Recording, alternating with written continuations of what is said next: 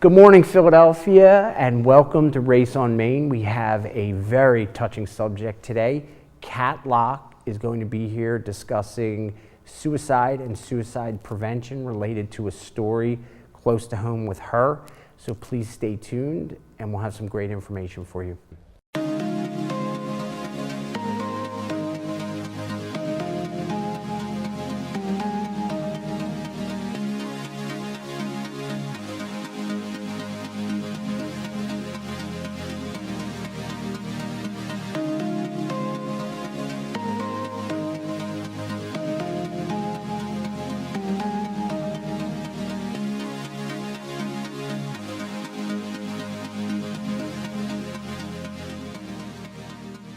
Good morning, Philadelphia, and welcome to another episode of Race on Main Street. We're happy to be with you, so grab a seat, grab a snack, and get ready for some great information. It's a little bit of a emotional topic, so be prepared, but one that's very, very, very necessary. So please be prepared. Don't forget, you could check out all of our past episodes at raceonmain.com. We're happy to see you there. We are open 24/7 at raceonmain.com. So if you want to see any of our past episodes on any of the topics, they are all listed there. So thank you, have a seat, and we're going to have a great show. We're looking forward to it. But before we get started, Sarah, our guest host for the day, again, very exciting. How are you? I'm great. How are you? I'm good. Good. Glad to hear it. Yeah, all's well with me. I mean, it's been a nice day. It's a little warm in here, a little warm in Philly today. I like it. Yeah, spring's on its way. Yes. Yeah, it seems today I think might be the hottest day. It was supposed to rain today. Yeah, I'm I think happy it's it didn't. yeah, I think it's on its way, but I think that it's one of the warmer days so far of 2019. Yes. But nice. They're all beautiful. Spring upon us, the summer, good times. Lots of music we just talked about. Lots of music, lots of festivals, lots of beach, not so much skiing in the summer, but Yeah.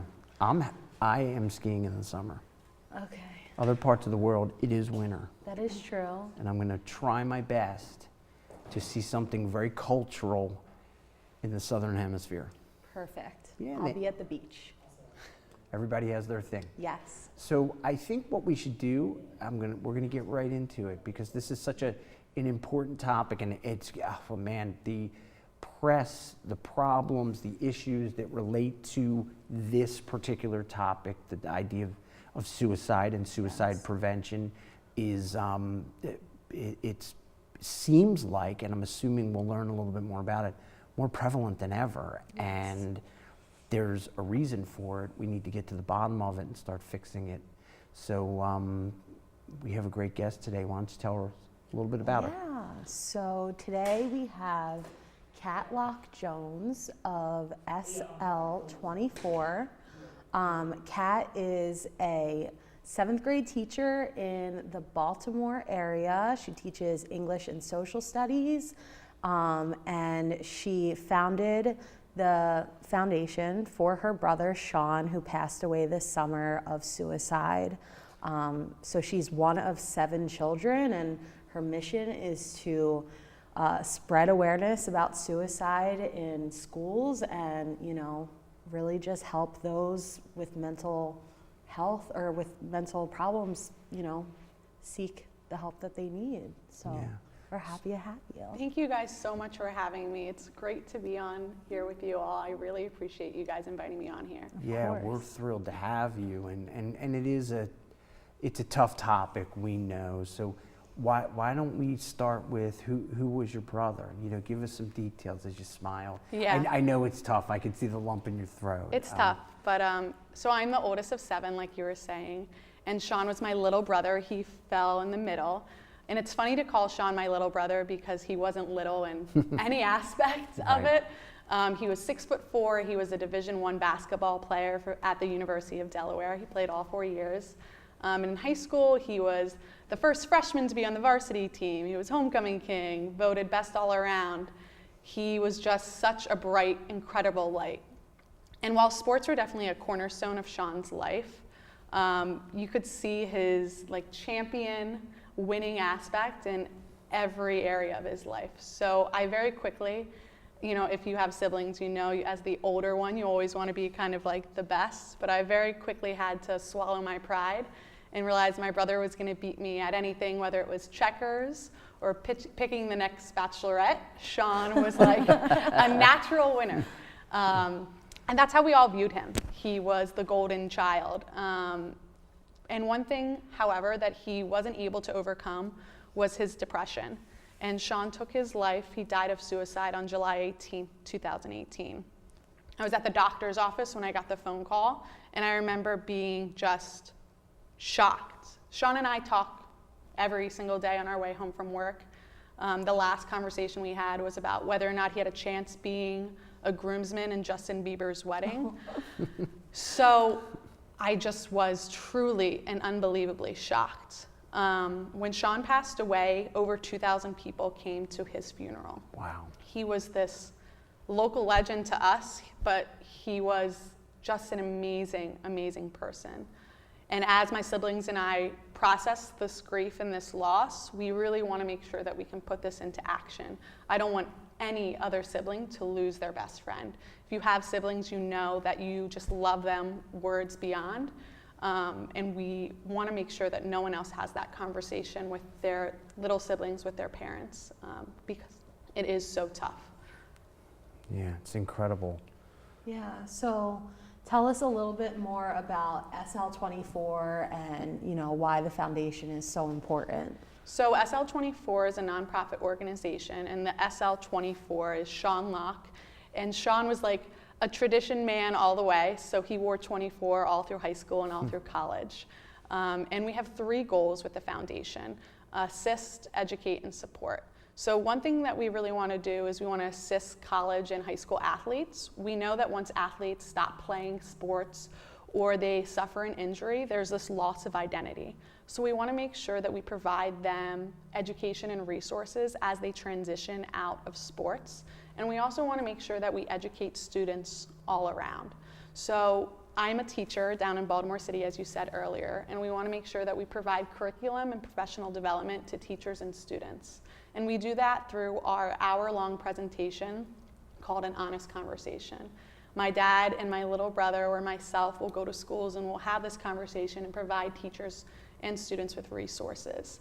Since we've started this foundation in December, early January, we've reached 4,000 students with our Honest Conversation Difficult Talk. And then finally, the last thing is the support. Our ultimate goal is to create Sean's House. And Sean's House is a place where students can go and get support on the University of Delaware campus, not just with therapists, but also peer-led support groups. I don't know if you've ever experienced mental health, but I remember when I was in college, I was so afraid to go to see a therapist because I didn't want someone on campus to see me and think, oh, Kat Locke, she's so bright and bubbly, like why is she sad? So this is going to be a safe place for students to go and get support and kind of find a right match for them. And that's really what our mission is. Yeah, I mean, the whole story is incredible that you have this person who is so well liked and talented and good, but just like anybody else can suffer sometimes silently or hidden, and you never know what's going to go on. It's incredible what you all are doing to try to help sort of flush this out so folks can have a safe place to go. That's fantastic. So when it comes to that sort of safe haven on the campus at Delaware, what steps have you taken? Like what's the next step for you? How have they helped as well? I'm curious to see the University of Delaware. I'm assuming they've done great things. The University of Delaware is just an amazing place. They dare to be first in so many aspects, and one thing that they definitely are focused on is creating a mental health space for their students and for their athletes. I'm lucky to be a Delaware Blue Hen graduate. My dad was. 3 of my brothers were. So as we partner with the University of Delaware and take next steps, we're figuring out where we want the house to be, and we're also talking about raising money for that house because we know that this is a long-time goal and it's something that we want to be able to sustain. So we're working with donors in the Newark community to help really solidify a wonderful plan to make this actionable and attainable. Yeah, It's fantastic. Sorry. So when it comes to these people, or these students, I should say, who are like seeking out help and whatnot, like, have you gotten feedback on like where they stand with how it's helping? Are they like actually learning, like recognizing like those steps that they need to take to like show that they need help? So it's funny that you said that. I was at the grocery store down in Newark earlier today, and I saw a mom who I kind of knew just from different like sporting events, and she came up to me. We were having a conversation, and she was saying, you know, I was at a presentation that your dad did, and I'm so happy that he did that because my son came up to me and was like, I feel like Sean. And we've just been surrounded by parents or students saying, thank you so much. I feel like I can talk to someone now. When you have strong athletes saying, you know what, actually I too like have depression, it opens a path for kids to be like, oh, this is normal. This isn't, I'm not alone. We often feel like we are alone, or we are just completely surrounded by darkness. So one of the mottos of the foundation is Unlock the Light. Our last name is Locke. And we really just want to help kids and students see the light that is there, that they have inside of them, that sometimes gets cloudy. When it comes to grief or depression or anxiety, it's almost like waves, and some days those waves are 100 feet, and some days those waves are 10 feet. But regardless, we really want to, as a foundation, be that lighthouse that can consistently and constantly show up for our students and for our kids. Yeah, and you did mention that the best place to reach out to you is on Instagram at Unlock the Light. Yes. And everybody needs to remember that Locke is spelled with an E, your last name. Yeah, L-O-C-K-E. Yeah, so you can check out and get helpful information, reach out to you, and anything that somebody might need or questions they have, they can reach out to Unlock the Light at Instagram. Mm-hmm. One of the questions that it's interesting that you mentioned this, because you hear about this quite a bit. I would think, I went to Penn State, so there's a tremendous student athlete population there, and you see some of the folks who are there who are like almost like legendary for these few years, but they really aren't going anywhere beyond maybe the college years as an athlete. And I used to think, what happens when it shuts down for them after college, or an injury during college? You know, that's got to be a tough situation for somebody who's identified so strongly with that, and now all of a sudden it's gone or turned off. Yeah, and when we think about what an identity is and how our student athletes determine their own identity, it is so much of an athletic mindset. So when you have an injury, you rest, then you come back. There's a comeback. You're ready for the next steps. And oftentimes those next steps after college aren't as clear-cut as when you're an athlete. It's not go see a trainer. It's not get physical therapy. It's a mental aspect that we just don't do a good enough job as a society supporting our athletes and our students with that. And that's something that we really want to change. So so great that you mentioned athletes. We had our first event at the new 76ers field house. Oh, that's awesome. It was on February 8th. And the story of the SL24 Classic is really wonderful. So Sean grew up playing basketball, and he played with Trevor Cooney, who was a Syracuse basketball player and alumni. And they kind of stayed friends throughout their high school years and college years. And when Trevor came back from Europe after playing professionally, him and Sean were golfing. And as like most golf conversations happen, it's like, oh, what are your next steps? What do you want to do? And Trevor was like, I'm not really sure. I'm trying to figure out what I want to do. And Sean was like, hey, you should come and work for Bacini Pollen Group. Like, come work where I'm at. We can finally be on the same team. And unfortunately, they never really got to be on the same team because Sean took his life before they were able to work together. After things started to kind of relax after Sean's funeral, Trevor came to our family and was like, I want to do something for my friends and I want to honor our friendship, and the best way I know how is through basketball. So we had our first event, and it was between 3 Catholic high school teams in Wilmington: Ursuline Academy, St. Mark's High School, and Salesianum School. And if you know anything about Delaware, we don't have a professional sports team, but we do have the St. Mark's and Salesianum, or Sally's, rivalry. So it's a huge Delaware rivalry, but it's also a rivalry in the Locke house.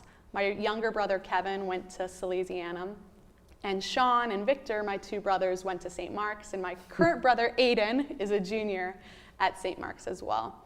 So when we had the event on February 8th, we thought, it's a high school basketball game, we'll sell a few tickets, it'll be great. And we ended up selling out before the first game. Wow. We sold 2,500 tickets for a high school game, and it was amazing. So we get there, we're excited, the varsity basketball game's coming, and Salesianum has like a great basketball program, and St. Mark's has a wonderful program as well, but Sally's tends to get the W throughout the rivalry. And Sean was really proud that when he played, they won every time.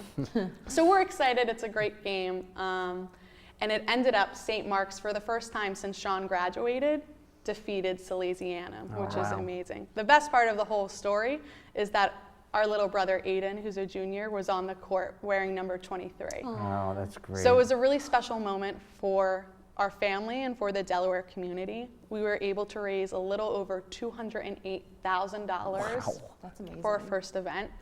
And while we couldn't do it without our volunteers, our friends, our family, really it just shows that we don't have the luxury of being silent anymore, of not talking about these difficult conversations. The Delaware, the Philadelphia, the Baltimore community really needs this support. And we're happy to kind of step into that place and help be a story. There's so many wonderful organizations like the American Foundation for Suicide Prevention, the mental health organizations, Pennsylvania or Delaware, that is already doing this work. And we just want to make sure that we can aid and assist them in any way. Yeah, it seems like just making yourself present a little bit more. And I've talked about this in the past. We've talked about it offline and in other places about, I always talk about the breast cancer awareness. Like, you have this marketing company that created this great awareness to this cause because of somebody was inspired to really, really do something different. And you have these brilliant minds just putting it out there for people to see, and then it starts to become this commonplace item that people can talk about. It's not like so taboo. It's just different. It reminds me of the same kind of thing here. This area that's, I guess, maybe a little frightening to talk about or to start the conversation is now becoming a little bit more, it's a little bit more open to be able to have that conversation. And one of the myths surrounding like mental health or suicide is that if you talk about suicide, then someone will take their life. And that's just not true. That's a data fact that doesn't happen. Talking about prevention of suicide, talking about resources is how you can have those conversations. Right. People are afraid to say the word, they're afraid to talk about it. And it's not something that you can just have a conversation with. You do have to be in the mental space to sit down and really be vulnerable with people about it. But there are so many friends of Sean's who will come up to me and they'll be like, we didn't know, and if we did, we would have. And we just want to make sure that no one else is in that situation. It's incredible. Now, you mentioned you're a teacher. How does, what's it like? What do you see in the schools? Like, what are the conversations like? Are they allowed to take place? I mean, I would imagine schools have some maybe restrictions as to what to be talked about, who's allowed to talk about them. How do you go about dealing with these kinds of things with younger kids? Yeah, so I teach middle school, English and social studies, and I'm at an amazing school in Baltimore City where we're so lucky to have a wonderful school psychologist. We're a restorative practice school, so those conversations are happening frequently in the classroom based off of what needs to happen. I think as teachers, like collectively, we want our classrooms to be safe spaces for our kids. But the step that we're really trying to do is make these classrooms not just safe places, but also brave spaces.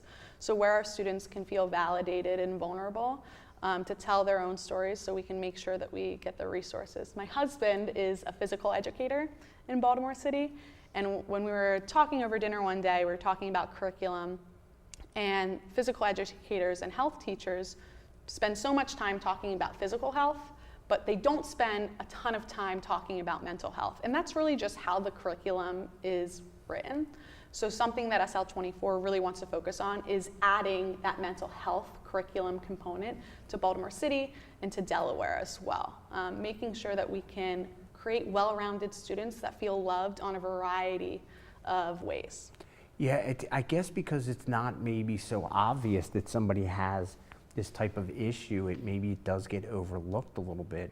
But you know, I've said this a million times in the line of work that I'm in, that somebody might have a broken leg, you know, they might have some disconnect in their mind. You wouldn't tell somebody with a broken leg to walk faster. Exactly. So somebody who's got some mental health issue, whatever it might be, we can't just assume that they're not going to respond or act in a certain way. There's something that is broken or out of line, whatever the words you might want to use.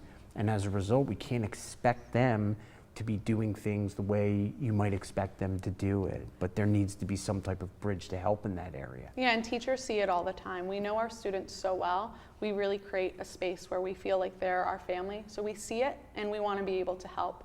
And as a teacher, that's something, the education mission part of SL24 is something I'm really passionate about.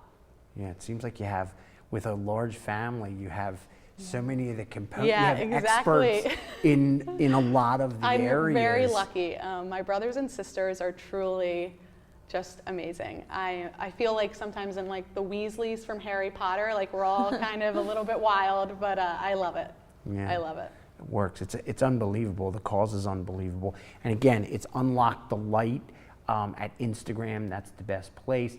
If you go and check out Unlock the Light, I'm sure lots of other, if you do a Google search on it, I'm sure lots of other. You'll see our website, our Facebook, our Instagram, and Twitter. It's all at Unlock the Light. Okay, Unlock the Light. Yeah, I mean, it's easy that it's all in one spot. It's Yeah. a shame it's such a gripping topic. Ooh. Well, thank you guys so much for allowing me to talk about it. Suicide affects so many people's lives, and I'm happy that if this conversation can touch one person. Yeah. Is That's there what matters. anything, like, as you think of this whole, I don't want to say idea, but this whole topic of suicide, is there anything very specific? And I know you're not a doctor and a medical person. No, but I'm not. Right. But is there anything that keeps coming up or that you see over and over in terms of maybe some symptoms or signs that you've seen in the past with other folks? Is there any one item that you think also that would be very good for viewers to hear somebody mention? So if you go on to afsp.org, you can see suicide and depression warning signs, and some of them are really simple. So noticing that someone is distant and someone who enjoys social activities no longer wants to engage in that. An increase of drugs or alcohol is another warning sign that someone might be in a place where they need extra support. And then finally, making sure that you have honest conversations when people share their symptoms with you. Oftentimes, we don't want to go down that road or validate feelings or say, oh, you're fine, or like, at least you have blah, blah, blah. Right. And an empathetic statement never starts with at least. Just mirroring those Right. emotions that we hear our friends and our family members say, saying, you know what, I feel that way too sometimes. Or talking about going to therapy, especially our men, being vulnerable and saying like, hey, I go to therapy and this is something that I've been doing for X amount and it's helped me. Those are things that we can work on and make sure to help our community. We have the rule of 24 that we talk about. So if you're watching this, go ahead and reach out to 2 people that you know are struggling and have an honest conversation with them. And then reach out to 4 people that on social media you see their highlight reel, because it's oftentimes our strong friends that need the most support. We think about Robin Williams, Kate Spade, Anthony Bourdain. When their friends talk about it, oh, they were so great, they were so happy, we didn't know. So reach out to those 4 people that are your strongest friends as well. They need the love too. Interesting. I love that. Yeah, that's a good. That's not something that I think just dawns on people to do. Yeah. And what was the website that you had mentioned? It was the, good. The AFSP.org, Okay. which is the American Foundation for Suicide Prevention. It's our national website, and it has a ton of resources for teachers, for parents, because I get so many questions from parents, how can I support my kids? All of that has data-driven research that they can look at. That's great. That's great. It's an incredible topic. You're teary-eyed the whole time. I mean, yeah. Yeah, it's tough. It's a tough one. It is Yeah. not easy. It is not easy. I mean, because we're all humans, and like the idea that somebody would fall down such a dark path, that to them is their way out. Like, yes, this is a conversation that needs to be had. Yeah, it's my little brother, and I want to do everything I can to make sure that his memory is how he lived and not how he died. Sean was the first one to pick up someone from school or to dance in the kitchen, and those are the memories I want for every sibling to continue to have with their brother and sister. Yeah. So now, one last question about this. As a family, obviously, you have a strong family. Prior to this, I'm assuming as well. Yeah. It sounds like sports was a big part of that family. After this tragic event, what'd you do? Just all sit down and say, hey, we need to do something. We're strong people. We need to reach out to the community and help in some way. Like what I know what caused you to pursue this, but like how'd that conversation start? It's interesting. We have this phrase in the Locke family, like Locks never quit. And when you go through a suicide, is like a staunch thing to have this like Locks never quit, and then Sean took his life. And that didn't really seem to make sense to what our family is about. So we started having conversations at first, and if you're from a big family, you know, it's like two people have the conversation, and then like someone else has the conversation, and you like start to build the alliance. And that very quickly is how it happened. On our own, we all were like, what can we do? What can we do? What can we do? And then my dad kind of sat us all down, and we were talking about it, and Unlock the Light just kind of came, and SL24 seemed to be the best way to brand something that is so important to Sean. That's great. That's great. So Instagram, Unlock the Light, you can check that out for tons of information. If you have anybody who might be suffering from depression, or who you might think might be suffering from depression, or just need somebody to talk to, please don't hesitate. The last thing you want to do is think, I should have talked to that person yesterday. So make sure that you can reach out to the folks who are maybe a little bit more apparent, that might need some shoulder or more, and some of the folks that it might not be so apparent. Just remember, everybody slips from time to time, and everybody needs a friend. So to go out and ask and see how everybody's doing, certainly not a bad thing. So don't forget, Unlock the Light at Instagram for lots of information about the charity and the group, the nonprofit organization, and what's going on at the University of Delaware related to this topic. And you will be able to see this in all the normal spots we'll keep running it and running it and running it because it's so important. And you can check out all of our past episodes at raceonmain.com. We want to thank Kat for being here, addressing such a troublesome topic, but a very, very critical, important one. And we will continue to fight to help everybody who's in need with this topic. So Kat, thank you for being here. Thank you so much for having me. Yeah, I we really appreciate it. Made it. It's a tough one. It is a tough one. Yeah, so thanks for all you do. We should be thanking you. Yeah, thank you. You're the one and your family do a lot more than what we're doing, so. You guys are very Just strong. Yeah. thank you so much. We really appreciate it. And we're so happy to be able to have conversations with people who want to be allies Yeah. and support this. So thank Yeah. you, thank you, thank you.